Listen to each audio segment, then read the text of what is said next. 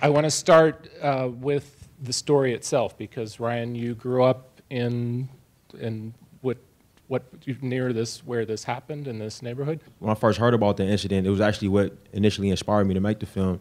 I was back in the Bay Area, you know, and that's where I was born and raised. I was back there for Christmas break actually, after my first year of film school, and it was New Year's. It was New Year's Eve, going into New Year's Day, and I was actually working as a security guard at this big huge nightclub for this. It was like a big rave, you know, and I was working the door pretty much the whole night of New Year's Eve, and into the morning, and you know, later on New Year's Eve morning, like around 2-3 a.m. I actually got a call from one of my friends who was riding the BART that night, and he told me that somebody had been shot at the Fruitvale BART station, and he didn't really. It was kind of something that he just mentioned, you know.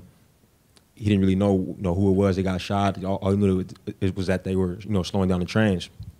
When I got back, back to my house later on that day, the news started to come out that it was an officer-involved shooting, and that the guy that got shot ended up dying.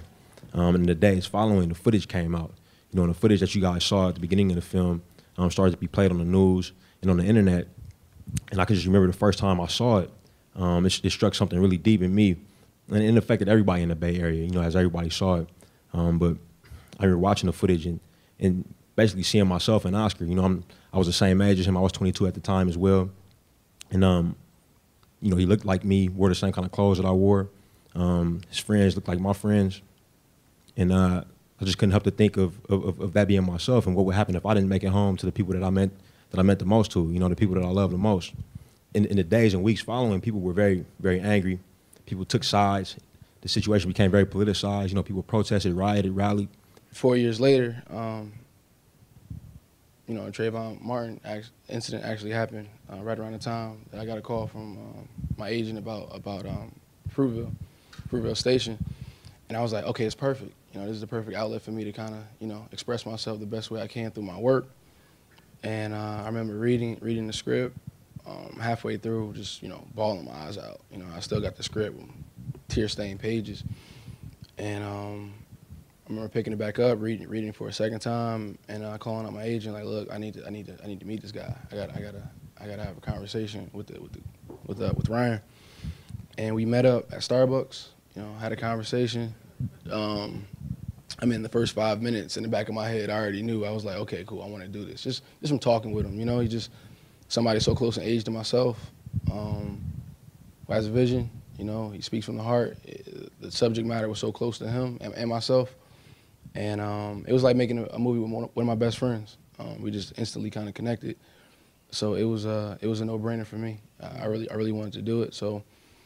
And then I didn't know them at the time, but, you know, later, him telling me that he wrote it with me in mind, it was just like you know, it was like the biggest compliment I ever got. So it was just like, it was a no-brainer for me. But once I got access to the family, you know, that's when the character really, you know, really opened up. I was able to sit down and interview, you know, Oscar's mom and Sofina, and I met Tatiana and got to spend time with Oscar's friends, and, you know, got to hear stories and really got to the heart of what he was dealing with at that time.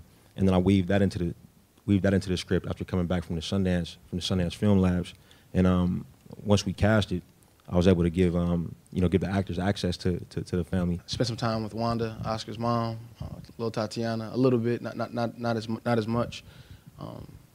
Sofina, just kind of explain that relationship, you know, to me and Melanie, and how Sofina and Oscar were. They were like best friends.